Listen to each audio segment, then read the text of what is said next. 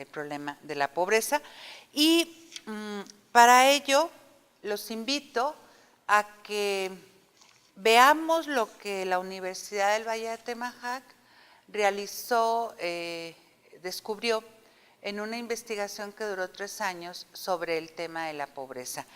Esta investigación fue publicada en el libro La vida desde las periferias. La investigación, como les digo, duró 3 años, empezó en el 2013, terminó en el 2016, el libro se presentó el 7 de diciembre del 2016, salió a la luz. Y este libro, junto con, bueno, el libro no es más que la difusión del proyecto de investigación, tuvo como objetivo exponer las prácticas de supervivencia económica de los pobres a partir de su propia interpretación de la pobreza, no nada más para mostrarlas, no queríamos una fotografía, de esas ya hay muchas. Lo que nos interesaba es fortalecer un nuevo enfoque, un nuevo acercamiento, una nueva propuesta de una economía humana y solidaria, acorde a la propuesta del pensamiento social de la Iglesia Católica que incida en el currículum de las universidades católicas. En este libro ustedes pueden encontrar, como les digo, los resultados que tuvimos de la investigación. Estuvimos trabajando desde la Jefatura de Investigación con un cuerpo de docentes investigadores y alrededor de 70 muchachos estudiantes de diferentes niveles, de diferentes carreras e incluso de diferentes lugares de la República Mexicana y también extranjeros que venían para los programas del verano científico y en intercambios, en la movilidad estudiantil.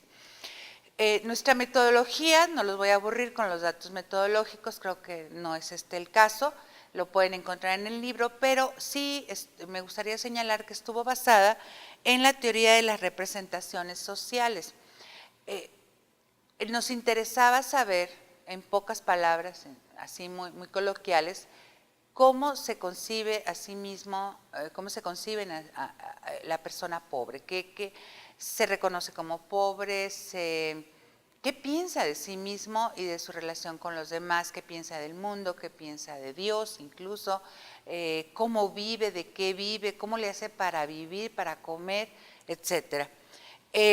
Estuvimos trabajando con dos perspectivas, dos acercamientos, tanto el cualitativo como el cuantitativo, y algo muy importante, nosotros quisimos destacar la mirada de abajo hacia arriba. ¿Qué significa esto?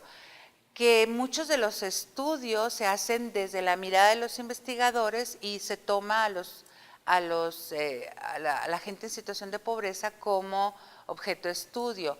Nosotros quisimos que ellos nos dijeran cómo se ven a sí mismos y respetar su percepción de la realidad, cómo la representan ellos, y por lo tanto estamos hablando de una mirada de abajo hacia arriba. Les decía que tuvimos dos aproximaciones, lo cual y lo cuanti, entrevistas, diarios de campo, registro fotográfico, grupos focales, y también aplicamos un cuestionario a diferentes familias, personas, para conocer su realidad. La población de estudio fueron hombres y mujeres de diferentes edades, el rango de edad abarcó de 20 a 84 años, de 3 estados de la República Mexicana, Jalisco, Colima y Michoacán. Se escogieron las zonas marginadas de acuerdo a los datos oficiales del INEGI, del Consejo Nacional de Población, del Coneval. Y estuvimos trabajando diferentes categorías. Me gustaría nada más aprovechar el tiempo para presentarles algunos resultados que consideramos relevantes. La mitad de la población de las colonias pobres de estos estados, de las zonas marginadas, son migrantes que han abandonado el campo. Como ven, la investigación nos muestra lo que decíamos al abordar las problemáticas. El abandono del campo no solo nos está dejando sin comida, también está haciendo que aumenten las zonas marginadas, las zonas de pobreza, los cinturones de miseria, si los conocemos, alrededor de las zonas urbanas, como es el caso de la zona metropolitana de Guadalajara. ¿Qué quiere decir? De cada 100 personas que viven en pobreza, 50 vienen de estados cuyos campos fueron, el campo fue abandonado. ¿Por qué se abandona el campo? Puede ser porque no hay precio, no se puede vender la mercancía, los productos, perdón, no hay agua, no hay insumos tecnológicos para producir, tractores, qué sé yo. Por enfermedad también, porque como el campo depende de la fuerza física, del trabajo, es trabajo físico, pues, si el agricultor, el campesino enferma, no puede seguir desarrollando este trabajo. Entonces migran a las ciudades buscando mejores oportunidades de vida, bueno, cuando menos comer, lo que buscan es eso. Y hay otro fenómeno que es muy importante, lo mencionábamos en el asunto de los problemas mundiales, el del agua. En muchas de las zonas de estados como Zacatecas, en el caso de México, Zacatecas, San Luis Potosí, que ya eran zonas semidesérticas, ahora esto va aumentando, la escasez de agua va aumentando y provoca esa migración hacia las ciudades. Ahora, ¿qué es lo que sabe hacer un campesino? A ver, utilicemos un poquito el cerebro. ¿Qué hace un campesino? No sabe usar tecnología, no sabe trabajar con máquinas, por ejemplo, para procesos industriales, no sabe, muchos de ellos no saben leer ni escribir o solamente tienen conocimientos básicos de aritmética para hacer sus cuentas, de lectura, más que de lectura, de escritura para hacer sus notas. Entonces, ¿en qué puede trabajar una persona que viene del campo? Solamente en trabajos que demanden el uso de la fuerza física.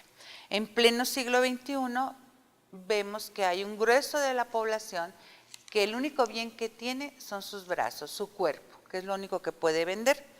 Y por ello, cuando llegan a las zonas urbanas, sus trabajos, el único empleo que pueden tener es un empleo que demande fuerza física, como puede ser como albañiles, como peones o empleadas domésticas. La mayor parte de la gente con la que entrevistamos y a la que aplicamos los cuestionarios era lo que vendía, su fuerza física. Hay un hacinamiento tremendo en las zonas marginadas, habitan casas minúsculas de 3 cuartos y viven hasta 15 personas en esos cuartos. O sea, no estamos hablando de cuartos, digamos, con dimensiones, no sé, ¿no? Grandes, ¿no? Estamos hablando de pequeños cuartos, 3, 4, donde 15 personas habitan, es decir, estamos hablando alrededor de 3 familias en ese espacio. Estos son parte de los resultados que nosotros tuvimos en esta investigación. Cuando les preguntábamos, una de las grandes, de las aportaciones, no de las grandes, pero las aportaciones que el proyecto tuvo, fue percibir cómo ha cambiado la representación social acerca de las causas de la pobreza. Hace 15 años se realizó una investigación más aquí en la zona metropolitana de Guadalajara, más o menos con las mismas poblaciones con las que trabajamos desde la universidad, desde aquí desde UNIVA, y encontraron los investigadores que la gente atribuía la pobreza a la mala suerte, al destino o a Dios. Es decir, prevalecía el pensamiento mágico religioso y la causa de la pobreza era algo externo al ser humano, algo sobrenatural, como puede ser la mala suerte o puede ser Dios. 15 años después, ahora nosotros nos damos cuenta de que la población se ha politizado y ahora se atribuye la pobreza al gobierno, pero cuidado, no es que haya realmente una conciencia política, sino que al gobierno se le dan atribuciones también, el pensamiento mágico religioso prevalece y se le dan atribuciones de divinidad, es decir, el gobierno puede dirigir mi vida, el gobierno es ahora el sustituto de Dios. Es un ente abstracto, está deificado, está alejado de la comunidad y lo más importante es la atribución que le da la población en situación de pobreza al gobierno de poder determinar el destino de los habitantes. La falta le echan la culpa al gobierno de que no genera empleos y al no generar empleo pues se reproduce la pobreza. También se señala que no los emplean por falta de niveles educativos Y algo que es importante en esta investigación, ellos decían, la pobreza no es una cuestión de mi esfuerzo o de pasividad de mi parte, sino se le atribuyen a causas externas, especialmente la falta de trabajo.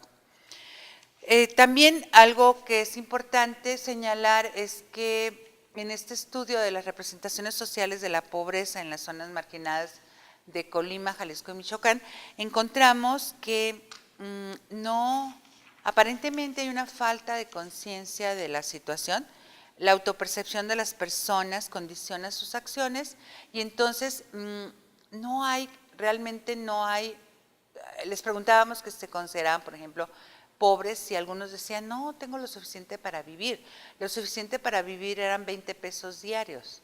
Entonces, bueno, para nosotros eso ya es miseria. Sin embargo, decían, no, lo tengo, estoy bien. Nosotros nos hicimos la pregunta, queda abierta como hipótesis, si era realmente una falta de conciencia o de alguna manera era un mecanismo de defensa contra una realidad que se les escapa de las manos. También encontramos la desesperanza aprendida, la pobreza aprendida. La pobreza se reproduce porque se dice, por ejemplo, encontramos este discurso, mi familia era muy pobre, yo soy pobre y mis hijos seguirán siendo pobres. Es decir, aprendimos a ser pobres y no podemos salir de esto. Nos encontramos también, estudiamos también las estrategias de supervivencia. La estrategia de supervivencia es bien sencillo. Es ¿cómo le hacen para vivir? ¿De qué comen? ¿Cómo consiguen, no sé, medicinas? Y entonces hicimos estas preguntas y nos encontramos, bueno, con el empleo informal, con el ambulantaje, con el reciclaje, los pepenadores, sí, los que venden, incluso nos encontramos con los tianguis, esta costumbre muy mexicana, sí, de compra-venta, y una costumbre también que viene desde la época prehispánica, que es el trueque. Yo tengo poquito de algo, me sobra tantito, te lo doy a ti y tú me das algo de lo que te sobra, ¿no? No manejamos dinero, simplemente intercambiamos mercancías. Y hay algo que es muy interesante, dentro de la misma pobreza hay unos menos pobres, es decir, al que le sobra un peso. Y con ese peso paga los cuidados de otra persona más pobre que ella. Nos encontramos un empleo que son los cuidadores o cuidadoras. Hay gente que tiene enfermedades que le producen discapacidad física y su familia sacrifica un peso para pagarle a alguien para que cuide a esta persona. Entonces, nos encontramos también ese trabajo como una estrategia de supervivencia económica. También pequeños sembradíos, 1 o 2 matitas de maíz por ahí, algunas legumbres, sobre todo en las zonas rurales en situación de pobreza. Bueno, ahí ellos desarrollan pequeños huertos para autoconsumo. Y lo más grave de la investigación, lo más doloroso, es que percibimos el círculo vicioso de la pobreza y, bueno, desde las universidades nos preguntamos qué podemos hacer.